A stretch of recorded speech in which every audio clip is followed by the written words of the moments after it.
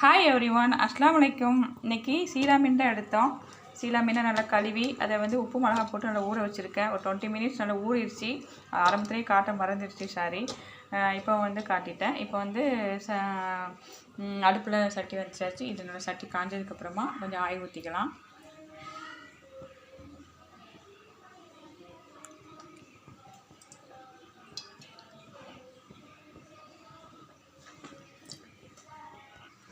எண்ணெய் நல்லா காஞ்சிருச்சு. இப்போ கருவேப்பிலை, கடுகு,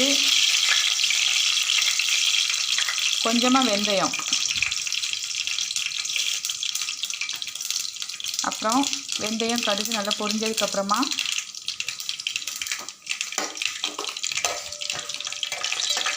கொஞ்சமாக வெங்காயம்,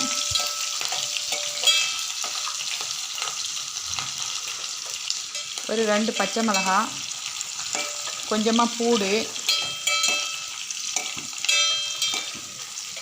இதெல்லாம் போட்டு நல்லா வதக்கிக்கலாம். நல்லா வதக்கினது அப்புறம் ஒரு பெரிய தக்காளியை நல்லா ஃபைன் பேஸ்ட்டாக அரைச்சி அதில் சேர்த்துக்கலாம்.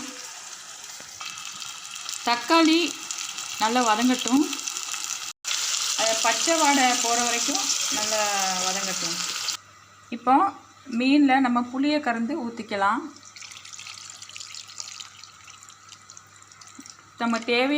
நமக்கு தேவைக்கு தகுந்த மாதிரி குழம்புக்கு நம்ம கொஞ்சம் கொஞ்சமாக தண்ணி ஆட் பண்ணி புளியில் நமக்கு எவ்வளோ குழம்பு தேவைப்படுமோ அவ்வளோக்கு நம்ம என்ன செய்யலாம். இதுக்குள்ளே புளி கூட தண்ணி ஆட் பண்ணி கொஞ்சம் கலந்து ஊற்றிக்கலாம்.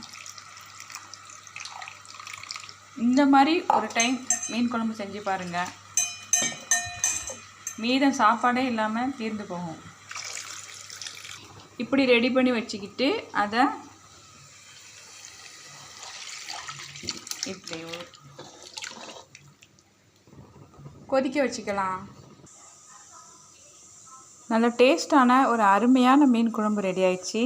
ட்ரை பண்ணி பாருங்கள். இன்ஷா அல்லாஹ் நெக்ஸ்ட் வீடியோவில் பார்க்கலாம். அஸ்ஸலாமு அலைக்கும்.